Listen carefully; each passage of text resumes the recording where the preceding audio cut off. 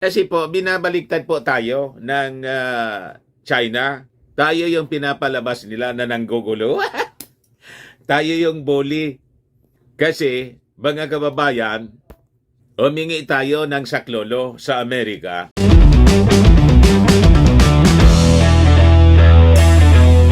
Dinibang mga kababayan ngayon ni Commodore J. Tariela ng Philippine Coast Guard yung mga pro-China narratives.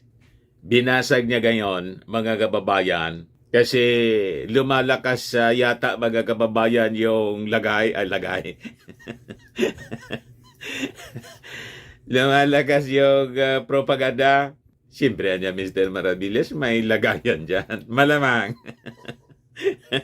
Di ba? Yan po yung gawain ng China. Global po yung kampanya ng China para isulong yung kanilang interest po. Lalo na dito sa atin, sa West Philippine Sea. Binasag ngayon mga kababayan ni Commodore Tariela. Yan po yung balita. PCG spokes debunks pro-China narratives. Sabi naman sa report ng CNN Philippines, PCG official, pro-China narratives being spread to sway Pinoy's opinion. Bantay kayo po kasi talaga may pinupunduhan yung mga Chinese. May mga grupo po na naghahanap buhay. Yung mga makapili, mga Filipino pa. Yung iba, mga dating politiko, mga high-ranking politicians. Yung iba, mga DDS vloggers. Alams na this. But before ko mga kababayan ibigay sa inyo yung istorya, click subscribe muna dito sa ating YouTube channel and hit the notification bell para lagi po kayong updated ng mga makatotohanang balita, hindi propaganda ng mga Chinese at hindi rin fake news. Like and share na rin po ninyo ng ating video para marami yung makapanood. At wag na rin po ninyo mga kababayan na skip yung ating mga commercial ads para tuloy-tuloy ang pag-unlad ng bagong Pilipinas. So, in-expose sila ngayon mga kababayan ni Commodore Tariela. Ayan po, sabi diyan, Commodore Tariela debunks 3 common pro-China narratives that are being spread by some groups. Una, sabi niya, claiming that speaking up against China aggression in the West Philippine Sea niya will lead us into a war. Alam na po kung sino yung nagpapalaganap nitong ganitong istorya. Yung nagpo-programa po doon sa gikan sa China. Para sa China. At yung mga kampon, yung mga minions po, yun ang pinatatamaan nito ni Commodore Tariela. Yun mismo po, yung kanilang narrative na pag nagsalita tayo laban sa Chinese aggression po, pinalalabas nila na tayo mismo yung nagtutulak para girahin tayo ng China. Tinatakot po tayo. Fear-mongering.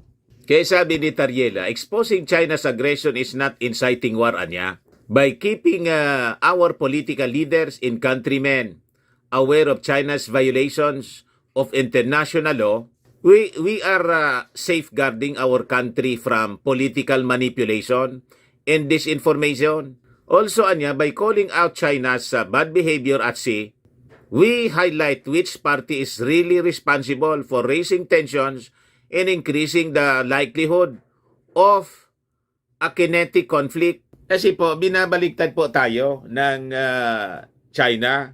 Tayo yung pinapalabas nila na nanggugulo. Tayo yung bully. Kasi, mga kababayan, humingi tayo ng saklolo sa Amerika and other countries. Ayan ang narrative nila. Pinalalabas, tayo yung nanggugulo. Ibaliktad po yung katotohanan. Sila yung nanggulo. Tayo, gumagawa ng paraan para ma-defend naman natin yung ating territory. Di ba ganon? Isa pa, sabi ni Tariela, arguing that the PCG's efforts for transparency are solely influenced by the United States. Pinalalabas nila mga kababayan na tuta tayo ng mga Amerikano. tayo po hindi tuta ng mga Amerikano. May agreement po tayo sa Amerika, yung Mutual Defense Treaty. Pag may Mutual Defense Treaty ba, tuta na? Di ba? Ang purpose niyan is safeguarding the mutual interest of both countries. Kasi nga po, barkada natin yung Amerika. America is a democracy at tayo is a democracy. So tama lang po na magkampi-kampi tayo. Yung China, ang kakampi niya, yung Russia. Di ba? Kasi magkakaori sila, yung Iran. Communist dictatorial, yun ang kanyang ideology, di sila din na magkampi-kampi. Kaya nga kahit po sa issue ng Israel-Hamas conflict, di ba yung alliance ng China, Russia, Iran, sila din yung magkakakampi with the enemies of Israel. So tayo naman aligned with America and a friend with Israel. So tama lang yung ating position po. Kaya going back dito sa issue ito, paliwanag po ni Commodore Tariela, our transparency efforts are driven by our own national interest, the protection of the Philippines maritime rights, yung ating Philippine Coast Guard at saka yung iba pang government agencies are utilizing their own resource to document and monitor Beijing's aggression dito sa West Philippine Sea. Halimbawa yung PCG has chosen to embed Filipino news journalists para mas siguro ang accurate and unbiased reporting of the events na kanilang nakikita. The PCG does not have editorial control over what these journalists report. Our dedication to transparency is independent of an external influence, and we prioritize the dissemination of factual information to the public. Kung nakita po ninyo, yung mga nangyayaring harassment, yung latest po, yung mismo ng binangga ng Chinese Coast Guard, yung ating Coast Guard, at saka yung bangka na nagdadala ng resupply mission para sa ating mga sundalo doon sa Sierra Madre. Yung mga footage, mga kababayan, siyempre may footage din yung Philippine Coast Guard na sarili. Mayroon din mga kababayan, yung mga independent media companies, yung mga reporters na kasama doon, in-invite ng Philippine Coast Guard para hindi makapagsinungaling po yung China. Lagi silang nagsisinungaling. Talibasa po, walang pinapaniwala ang Diyos sila. Godless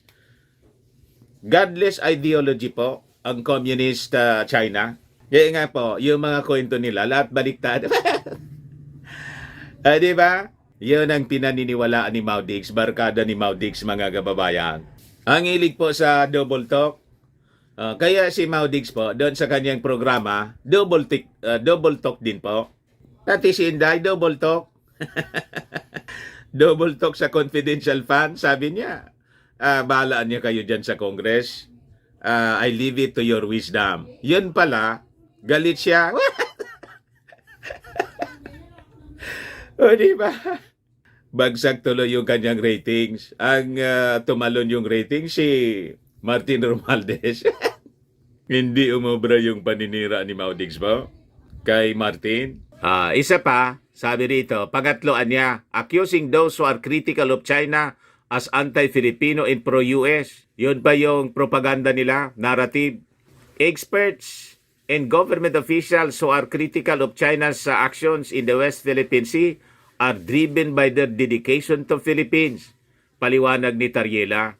Their argument are rooted in international law. Totoo naman po, such as the UN Convention on the Law of the Sea at saka yung ating konstitusyon. These individuals takes principled position based on defending our national interest, hindi dahil po pro-US. Yung ang linya ng mga propaganda po na atulad natin. Kasi sangayon tayo sa ginagawa ng ating Pangulong Bongbong Marcos na in-engage niya yung Amerika. So ang tingin sa atin, pro-US na. Hindi po ganon. We have to honor the treaty kasi matagal na po itong tratado.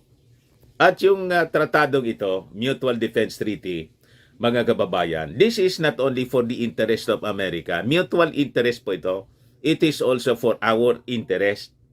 Pag hindi po, lalamunin tayo ng mga may interest sa ating territory tulad ng ginagawa ngayon ng China. Wala man pong pwede tayong itapat, di ba? Kundi yung ating superpower ally na Amerika and yung kauri nating mga bansa na parehas nating demokrasi tulad ng Japan, Australia, at saka yung South Korea and European countries. Ganon po. Sabi po ni Tariela, instead niya of offering solutions that prioritize Philippine national interest, they resort to labeling patriotic Filipinos as pro-US in an attempt to discredit them. Ganon ang sistema nila. This aligns with China's narrative that the South China Sea is solely a US-China issue, disregarding now the agency of claimant states and the importance of defending our maritime rights based on international law. May decision po yun, UNCLOS. Tariela also warned that those who promote Chinese narratives and contradict factual reports from Philippine authorities are manipulating public opinion and diverting attention from the issue of Chinese aggression. Ganon ang ginagawa ng mga DDS vloggers, mga kababayan, na malamang tumitiba. Tumitiba, mga kababayan, galing sa bangko ng China. Di ba? Binibinta nila yung interest ng ating mga mamamayan. Their strategy niya revolves around discrediting both the message and the messenger, sabi ni Tariela. Ultimately, their proposed solutions amount to accommodating China's unreasonable and illegal claims rather than seeking fair and just resolutions that safeguard our national interest. So, malinaw na mga kababayan kung sino itong mga grupong ito. Mag-search lang kayo sa mga DDS vloggers at saka yung mga dating opisyal ng ating gobyerno. Doon ninyo malalaman kung sino itong minimension ni Tariela na mga grupo na ginagamit po ng China para lasunin yung isipan ng mga Pilipino at umayon sa kanilang narrative. Ingat po kayo kasi marami pong mga national politicians na pro-China. Mga modernong makapili, inidoroan niya Mr. Maravillas. Alam na namin kung ano yung gagawin namin dyan sa 2025, lalo na niya sa 2028. Di mabuti kung ganon. Ayan man lang po. Baka lang gusto ninyo po itong itry, Firmax Firming and Lifting Cream. Pinapahid po sa mga pulses in affected area. Mainam po sa paninigas ng mga kaso-kasoan. Ito naman po, Automax Revitalizing Serum. Sa mukha naman yung application, anti-aging po siya. You will look 10 years younger than your age. Sa mga cancer patients naman po, try ninyo itong Nengxia Red Mix Fruit Drink. Hindi man po siya gamot, food supplement siya. Kaya lang, gawa siya mga kababayan sa goji berry. Yung goji berry may anti-cancer properties.